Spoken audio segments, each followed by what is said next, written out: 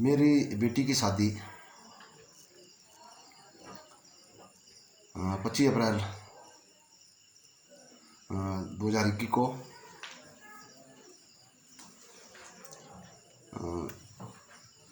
बल प्रलो में हुई और पिछले कल मुझे पता चला कि आपकी बेटी ने फंदा लगा लिया है। तो मैं यहाँ से आनन फानन वहाँ पहुँचा। जब मैं वहाँ पहुँचा तो उस वक्त मेरी बेटी का मृत शव बाहर बरामदे में ज़मीन पर लेटाया गया था और वहाँ मेरे दामाद और उसकी माँ मौजूद थे। मैंने उनसे पूछा कि क्या हुआ है, तो उन्होंने कहा कि इसने फंदा लगाया था। जब मैंने अंदर कमरे में जाकर देखा तो पंखे के साथ ठीक बेडरूम के ऊपर दुपट्टा लटका हुआ था। तो उन्होंने बताया कि इस दुपट्टे के साथ जो फंदा लगाया था। तो जब मैंने उस दुपट्टे को देखा तो उसको तो आम आदमी भी कह सकता है कि इस दुपट्टे के साथ फंदा नहीं लगा है। अगर दुपट्टे के साथ फंदा लगा होता तो जहाँ दुपट्टे की गांठ थी उसमें कहीं ना कहीं शिकन आने थे और उस दुपट्टे में सलवट आने थे, लेकिन उसमें ऐसा कुछ नहीं पाया गया। और उन्होंने किसी की भी गैर मौजूदगी में सबको नीचे उतारा और ना तो किसी को इन्फॉर्म किया और पुलिस को भी हमारे द्वारा सूचित किया गया। उसके बाद पुलिस आई और पुलिस ने मौका वारदात की। उसके बाद जब वहाँ मेरे बयान लिए गए तो पुलिस द्वारा मुझे भी टॉर्चर किया गया कि जो हम लिख रहे हैं वो सही लिख रहे हैं, लेकिन मैंने उस चीज़ का विरोध किया कि जो मैं बोल रहा हूँ उसके सिवा कुछ ना लिखा जाना चाहिए। लेकिन एक पुलिस वाला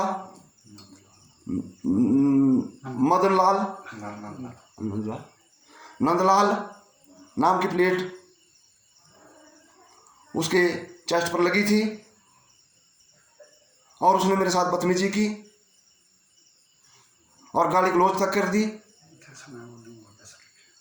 और उसने बोला कि जो पुलिस वाले बोलते हैं, जो हमें लिखना होता है वो हमें लिखते हैं। मैंने उस चीज़ का विरोध किया कि आपने जो लिखना है वो आप लिखिए, लेकिन मैं साइन नहीं करूँगा। और उसके बाद जिस अभद्र भाषा का उसने प्रयोग किया और मैंने अपना बयान देना बंद कर दिया। तो जो स्टेटमेंट ले रहे थे उन्होंने बोला कि डीएसपी साहब आ रहे हैं, वही आपकी स्टेटमेंट लेंगे। मैंने उनको सीधे शब्दों में कहा, आप एसपी को बुलाइए, आप डीएसपी को बुलाइए, मैं उनके सामने अपनी स्टेटमेंट दूंगा, लेकिन जो मैं कहूँगा वही लिखा जाना चाहिए। उसके बाद डीएसपी के आने से पहले ही फिर उन्होंने उस बयान को फाड़ा और फिर मेरे से बयान लिया गया और फिर जो मैंने कहा वही लिखा गया। उसके बाद सारी जो तहकीकात हुई तो उसके बाद मैंने पुलिस की भी कंप्लेंट की, डीएसपी साहब को, नंदलाल की, कि मेरे साथ अभद्र भाषा का प्रयोग किया गया और मुझे टॉर्चर करने की कोशिश की गई। और मैंने डीएसपी महोदय से मांग की कि इसके ऊपर कानूनी कार्रवाई होनी चाहिए, लेकिन डीएसपी साहब ने कहा कि आप लिखित तौर पर रिपोर्ट कीजिए, हम एक्शन लेंगे। तो एक पीड़ित के साथ ऐसा व्यवहार होना, यह पुलिस की मनमानी को बेनकाब करता है और मेरी बेटी के साथ जो हुआ है, जो मेरे दामाद ने किया है और उसकी माँ ने किया है, दाम वाले दिन ही दहेज की डिमांड आ गई और उन्होंने बोला कि हमारे पास वॉशिंग मशीन नहीं है, वॉशिंग मशीन दो। मैंने उसी वक्त रिवाल्सर में टेलीफोन किया दुकान में और वो वॉशिंग मशीन भेजी।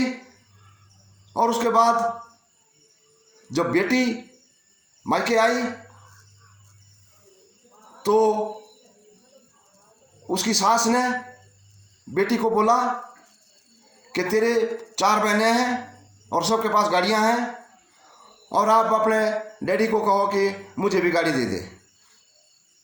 और उन्होंने ये भी कहा कि आपके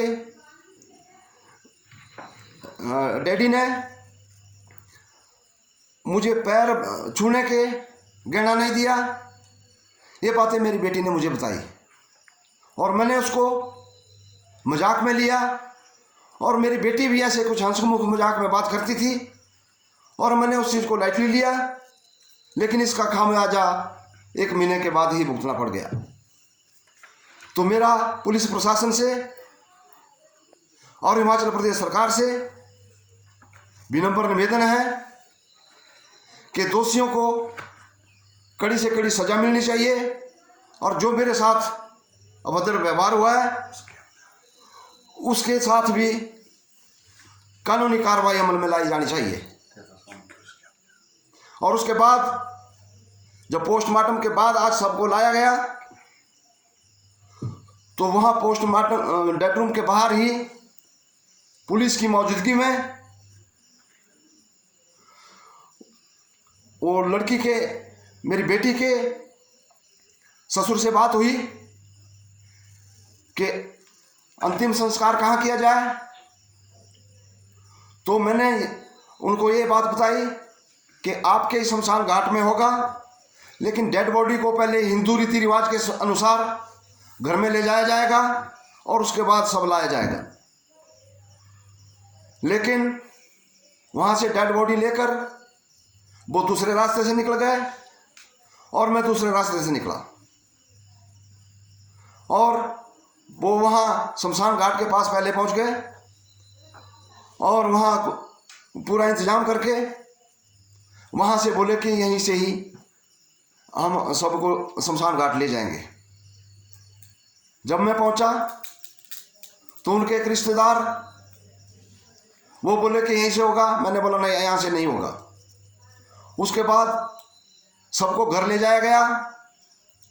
पीड़ित परिवार और पूरे रिश्तेदार साथ थे और वहाँ पर एक सोन सिंह नाम का उनका रिश्तेदार, उसने आंगन तक में जाने नहीं दिया कि यहाँ कोई नहीं आ सकता। तो मुझे शक है कि उस परिवार के साथ वो आदमी भी सम्मिलित है और उस आदमी के खिलाफ भी मुकदमा दर्ज किया जाना चाहिए। धन्यवाद।